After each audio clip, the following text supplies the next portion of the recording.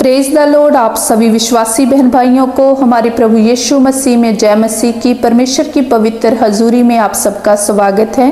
और प्रियो, अगर नीति वचन हम इसमें 6 पढ़ें और वचन नंबर 6 से लेकर 11 तक देखें तो लिखा है, हे आलसी चींटियों के पास जा, उनके काम पर ध्यान दे और बुद्धिमान हो। प्रभु हमें उदाहरण देकर समझाते हैं कि चींटियों के पास जाकर देखो, उन्हें देखो और समझो और देखो कि वो कैसे काम कर रही हैं। वचन कहता है कि उनके ना तो कोई न्यायी होता है, ना प्रधान और ना प्रभुता करने वाला। प्रभु कहते हैं कि उन पे कोई प्रभुता नहीं करता, उनको कोई जबरन नहीं कहता कि तुम ऐसे काम करो, लेकिन फिर भी वो क्या करती हैं, तो भी वे अपना आहार धूप काल में संचय करती हैं और कटनी के समय अपनी भोजन वस्तु बटोरती हैं। मेरे प्रियो, हमने बहुत बार देखा होगा खेतों में जो लोग काम करते हैं कि जब कटनी का समय होता है तो चींटियां कैसे लाइन लगाकर अपना जो खाना होता है, जो भोजन होता है, जो फसल हमारी होती है, उनमें से कैसे छोटे छोटे से टुकड़े वो ले जाकर इकट्ठा करके रखती हैं। इसीलिए प्रभु कहते हैं कि उनको देखो, उन्हें समझ है इस बात की कि आज हमारे पास ये समय है कि हम इसे इकट्ठा करके संभाल सकें और जब हमारे पास भोजन ना हो तो हम इसे खा सकें और जीवित रह पाएं। मेरे प्रियो, परमेश्वर का वचन कहता है कि चींटियों से हमें सीखना चाहिए। मेरे प्रियो, आगे वचन कहता है, हे आलसी तू कब तक सोता रहेगा, तेरी नींद कब टूटेगी।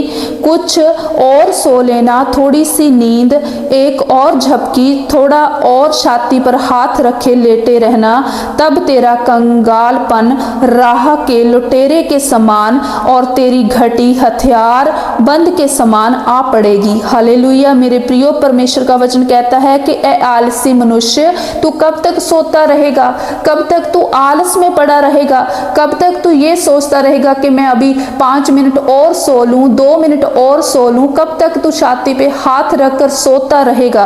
अगर तू ऐसा ही करता रहेगा तो तेरा जो कंगालपन है वो तेरे ऊपर आन पड़ेगा।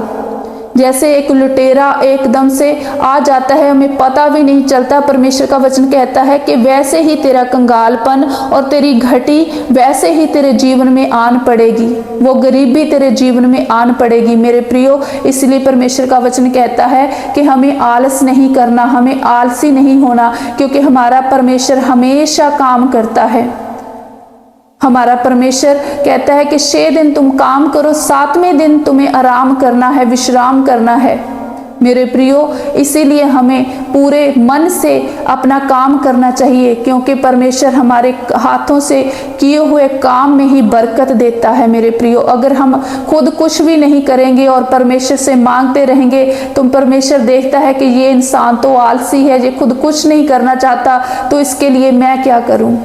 मेरे प्रियो, अगर आपको अपने जीवन में से गरीबी को हटाना है, अगर आपको अपने जीवन में से घटी को दूर करना है, अगर आपको भी अपने जीवन में वो सारी चीज़ें चाहिए, वो सारी वस्तुएं जो आप दूसरों के पास देखते हैं वो पाना चाहते हैं, तो आपको अपने आलस को दूर करना है और बुद्धिमानी से आगे बढ़ना है। जैसे परमेश्वर हमें उदाहरण देकर समझाते हैं कि चींटियों की ओर देखो कि वो कैसे बुद्धिमानी से चलती हैं। वो बहुत छोटी सी होती हैं, लेकिन वो फिर भी इकट्ठी होकर कैसे अपने बीज को, अपने उस चीज़ को जो वो खाती हैं, उसे भोजन वस्तु को कैसे बटोरती हैं। मेरे प्रियो, तो हमें भी अपने कामों को पूरे दिल से करना चाहिए, अपने जॉब के प्रति हमें पूरा वफादारी से काम करना चाहिए, हमें ध्यान से अपने कामों की ओर बुद्धिमानी से बढ़ना चाहिए, ताकि हम अपने जीवन में वो सारी सुख सुविधा को प्राप्त कर सकें। हालेलुया।